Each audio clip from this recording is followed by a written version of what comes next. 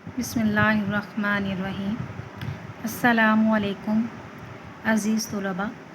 आज हम सीरत सरवर आलम सल्लल्लाहु अलैहि वआलिहि वसल्लम के हिस्सा दोम की तरफ जाते हैं, उसकी तदरीस करते हैं, उसकी पढ़ाई करेंगे और मायनी और मफ़हूम को अच्छे से समझेंगे। हिज्जतुल विदा में हज़रत सल्लल्लाहु अलैहि वसल्लम सदक़ात का माल तकसीम फरमा रहे थे कि दो साहब आकर शामिल हुए। आप सल्लल्लाहु अलैहि वसल्लम ने इनकी तरफ नज़र उठाकर देखा तो वो तनुमंद कहते हैं सेहतमंद, तनुमंद और हाथ पाँव के दुरुस्त मालूम हुए। आप सल्लल्लाहु अलैहि वसल्लम ने फरमाया, अगर तुम चाहो तो मैं इसमें से दे सकता हूँ, लेकिन गनी कहते हैं दौलतमंद को, गनी और तंदुरुस्त काम करने के लायक लोगों का इसमें कोई हिस्सा नहीं है। कबीसा नाम के एक साहब थे, वो मकरूज़ हो गए थे। मकरूज़ कहते हैं जिस पे कर्ज चढ़ जाए, यानी कि जो कि कर्ज में मुब्तला हो जाए। आप सल्लल्लाहु अलैहि वसल्लम के पास आए तो अपनी हाजत कहते हैं यानी अपनी ज़रूरत उन्होंने बताई, उनको हाजत अर्ज़ की। आप सल्लल्लाहु अलैहि वसल्लम ने वादा किया, यानी उनसे वादा किया। इसके बाद इरशाद फरमाया, ए कबीसा, सवाल करना और लोगों के सामने हाथ फैलाना ना सिर्फ 3 शख्सों को रवा है, रवा कहते हैं जायज़। एक इस शख्स को जो कर्ज से ज़्यादा ज़ेर बार हो, ज़ेर बार यानी कि जो कर्ज में बहुत ज़्यादा डूबा हुआ हो, उसको कहते हैं ज़ेर बार हो, वो मांग सकता है, लेकिन जब इसकी ज़रूरत पूरी हो जाए तो इसको रुक जाना चाहिए। दूसरे शख्स को जिस पर कोई ऐसी नागहानी कहते हैं जो कि ऐसी परेशानी जो कि अचानक आ जाए, मुसीबत आ गई, जिसने इसके तमाम माली सरमाया यानी कि उसका जो मालो दौलत है वो अगर ख़त्म हो गया है, तमाम माली सरमाया को बर्बाद किया, इसको इस वक्त तक मांगना जायज़ है जब तक इसकी हालत किसी कदर दुरुस्त ना हो जाए। तीसरे, इस शख्स को जो मुब्तलाए फ़ाका कहते हैं भूखा, मुब्तलाए फ़ाका हो और मोहल्ला के 3 मोतबर कहते हैं यानी कि जिस पे हम एतबार करते हैं, जो कि काबिल एतबार शख्स होता है, उसको कहते हैं मोतबर।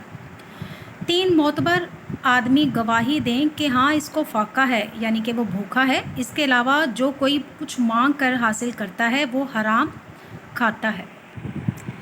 शिर्क का पहला दिबाचा। अच्छा जी, ये जो शिर्क होता है यानी कि कह लें कि अल्लाह ताला की ज़ात पर किसी और को शरीक ठहराना, उसको कहते हैं शिर्क का पहला दिबाचा, यानी कि दिबाचा कहते हैं तारुफ। दिबाचा अंबिया और सुलहा की मुबालगा अमेज़ ताज़ीम है। मुबालगा अमेज़ कहते हैं यानी कि जिस बात को हम बहुत ज़्यादा बढ़ा चढ़ा के कर रहे होते हैं। हज़रत सल्लल्लाहु अलैहि वसल्लम इस नुक्ता का बड़ा लिहाज फरमाते थे।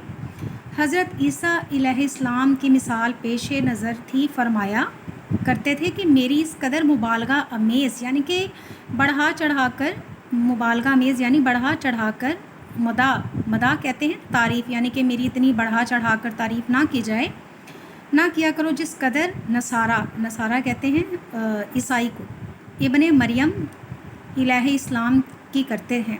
यानी यहाँ पे जो इब्ने मरियम है वो तलमी के तौर पर इस्तेमाल हुआ है। तलमी कहते हैं किसी वाक़या की तरफ, किसी हदीस की तरफ, किसी भी हदीस और वाक़या आयत की तरफ हवाला जो है उसको कहते हैं। अगर किसी चीज़ का हवाला दिया गया तो यहाँ पे इब्ने मरियम जो है वो एक तलमी के तौर पर इस्तेमाल हुआ है। मैं तो खुदा का बंदा और इस फ़र्स्तदा कहते हैं यानी कि भेजा हुआ, यानी कि मैं तो अल्लाह ताला की तरफ से भेजा गया हूँ। और यहाँ पे जो इब्ने मरियम है यानी कि हज़रत ईसा अलैहिस्सलाम को कहा जाता है ना, उनके ज़रिए कहा जाता है, इसलिए इस यहाँ पे एज़ा तलमी इस्तेमाल हुआ है। कैस बिन साद कहते हैं, एक दफ़ा मैं हिरा गया, वहाँ लोगों को देखा कि रईसे शहर के दरबार में जाते हैं तो इसके सामने सजदा करते हैं। हज़रत सल्लल्लाहु अलैहि वसल्लम की खिदमत में वाक़या बयान किया और अर्ज़ की कि आप सल्लल्लाहु अलैहि वसल्लम को सजदा किया जाए तो आप सल्लल्लाहु अलैहि वसल्लम इसके ज़्यादा मुस्तहिक हैं। आप सल्लल्लाहु अलैहि वसल्लम ने फरमाया कि तुम मेरी कब्र पर गुज़रोगे तो सजदा करोगे? कहा नहीं। फरमाया तो जीते जी بھی سجدہ نہیں کرنا چاہیے۔ یہاں سے ہمیں ایک اور بات بھی سمجھ میں آتی ہے کہ سجدہ صرف اللہ تعالیٰ کو کرنا چاہیے، صرف اللہ تعالیٰ کی ذات کو سجدہ کرنا چاہیے۔ اس کے علاوہ کوئی بھی انبیاء ہیں، صلحاء ہیں، یا اس کے علاوہ کوئی بھی شخص ہے، کسی کو بھی سجدہ کرنا جائز نہیں ہے سوائے اللہ تعالیٰ کی ذات کے۔ حضرت صلی اللہ علیہ وسلم کے صاحبزادے ابراہیم علیہ السلام نے جس روز انتقال کیا، اتفاق سے اس روز سورج گرہن لگا۔ لوگوں کے خیال میں ایک پیغمبر کی ظاہری عظمت کا فرضی تخیل، یعنی کہ ہم کہہ لیں تخیل کہتے ہیں خیال کو، یہ تھا کہ اس درد صدمہ سے کم از کم اجرام سماوی کہتے ہیں، آسمان کے ستاروں کو کہتے ہیں، میں انقلاب پیدا ہو جائے۔ انقلاب یعنی کہ کسی قسم کی کوئی تبدیلی پیدا ہو جائے۔ لوگوں نے اس اتفاقی واقعہ کو اس قسم کے واقعہ پر محمول کرنا ہوتا ہے، یعنی کہ گمان کرنا کسی چیز کا، ایک جہ پسند کہتے ہیں، یعنی کہ وہ شخص جو کہ حکومت کو پسند کرتا ہے۔ انسان کے لیے اس قسم کا اتفاق بہترین موقع ہو سکتا تھا، لیکن نبوت کی شان اس سے بدرجہ عرفہ و اعلیٰ ہے۔ بدرجہ عرفہ و اعلیٰ یعنی کہ بہت زیادہ درجہ بلند ہونا۔ حضرت صلی اللہ علیہ وسلم نے اسی وقت لوگوں کو مسجد میں جمع کیا اور خطبہ دیا کہ چاند اور سورج میں گرہن لگنا خدا کی آیات قدرت میں سے ہے، یعنی کہ آیات قدرت کہتے ہیں کہ اللہ تعالیٰ کی، یعنی کہ اللہ تعالیٰ کی طاقت کی نشانیوں میں سے ہے۔ یعنی کہ وہ لوگ سمجھتے تھے کہ شاید حضرت ابراہیم علیہ السلام کا انتقال ہوا ہے، اس وجہ سے سورج گرہن لگا ہے، حالانکہ ایسا نہیں تھا۔ اس وجہ سے آپ صلی اللہ علیہ وسلم نے لوگوں کو مسجد میں جمع کیا اور ان کو بتایا کہ نہیں، یہ اللہ تعالیٰ کی قدرت کی نشانیوں میں سے ہے، کسی کی زندگی اور موت سے ان میں گرہن نہیں لگتا، یعنی کہ اس سے یہ ضروری نہیں ہے کہ کسی کی موت ہو جائے یا کوئی پیدا ہو تو اس وجہ سے گرہن لگے، ایسا نہیں ہے۔ خدا نے قرآن مجید میں اولو العزم کہتے ہیں قرآن کی، یا یہاں پہ یہ قرآن کی ایک آیت ہے، اولو العزم من رسول کہہ کر انبیاء کرام کی مدح فرمائی، یعنی کہ ان کی تعریف فرمائی۔ حضرت صلی اللہ علیہ وسلم چونکہ خاتم الرسول، یعنی خاتم الرسول کہتے ہیں آخری نبی کو، اس لیے خصوصیت کے ساتھ خدا نے یہ وصف کہتے ہیں کسی چیز کی خوبی کو۔ آپ صلی اللہ علیہ وسلم کی ذات میں ودیت کہتے ہیں عطا، یعنی ودیت کسی چیز کو عطا کرنا، ودیت کیا تھا ابتدا سے انتہا تک اسلام کا ایک کارنامہ۔ حضرت صلی اللہ علیہ وآلہ وسلم کے عزم و استقلال کہتے ہیں، یعنی کہ مستقل مزاجی پر کا مظہر عتم ہے۔ عرب کے کفرستان میں ایک شخص تنہا کھڑا ہوتا ہے، بے یار و مددگار، دعوت حق، یعنی دعوت حق کہتے ہیں اللہ کی دعوت کو، کی صدائیں بلند کرتا ہے۔ ریگستان عرب کا ذرہ ذرہ اس کی مخالفت میں پہاڑ بن کر سامنے آتا ہے، لیکن وقار نبوت اور عزم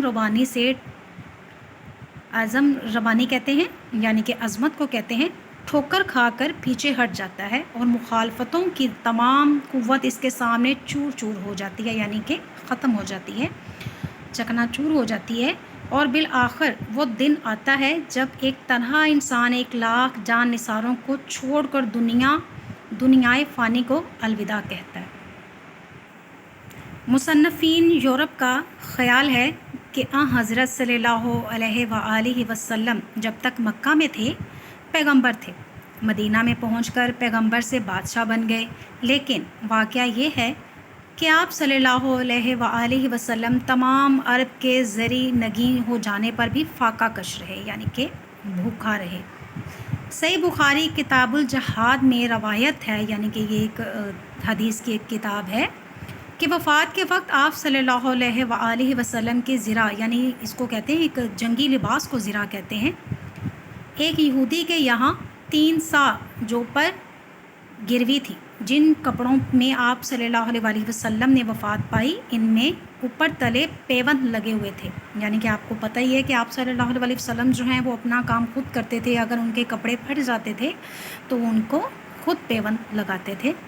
یہ وہ زمانہ ہے جب تمام حدود شام سے لے کر عدن تک فتح ہو چکا ہے اور مدینہ کی سرزمین میں زر و سیم کہتے ہیں مال و دولت کو کا سیلاب آ چکا ہے۔ انسان کے ذخیرہ اخلاق میں سب سے زیادہ کامیاب نادر الوجود کہتے ہیں، یعنی کہ بہت زیادہ کہہ لیں کم، بہت زیادہ کم ہونا کسی چیز کا، بہت کمی ہو جانا اس چیز میں. چیز دشمنوں پر رحم اور ان سے عفو درگزر، یعنی کہ رحم دلی کرنا، کسی کو معاف کر دینا. لیکن حائل وہی نبوت کی ذات اقدس میں یہ جنس و فروا تھی، یعنی کہ بہت زیادہ کہہ لیں کہ فروا تھی، بہت زیادہ سمندر تھا، بھرا ہوا تھا ہر چیز سے. دشمن سے انتقام لینا انسان کا قانونی فرض ہے، لیکن اخلاق کے دائرہ شریعت میں آ کر یہ فرضیت مکروہ تحریمی کہتے ہیں، یعنی کہ جس چیز کو ہم ناپسند کرتے ہیں، سخت ناپسند کرنا کسی چیز کو، اس کو کہتے ہیں مکروہ تحریمی بن جاتی ہے. تمام روایتیں اس بات پر متفق ہیں کہ آپ صلی اللہ علیہ وسلم نے کبھی کسی سے انتقام نہیں لیا. میں امید کرتی ہوں کہ آپ کو سمجھ آ گئی ہوگی کہ یہ ہمارا جو لیسن ہے وہ آپ صلی اللہ علیہ وسلم کے بارے میں ہے، ان کی زندگی، ان کی حالات زندگی کے بارے میں ہے کہ انہوں نے اپنی زندگی کو کیسے گزارا اس طرح. اس کے علاوہ آپ سب کو پتہ ہے کہ یہاں پہ کوشش کیجیے گا کہ آپ نے ریڈنگ پہ بہت زیادہ دھیان دینا ہے، کیونکہ ریڈنگ سے ہمارے بہت سارے مسئلے حل ہوتے ہیں. جزاک اللہ.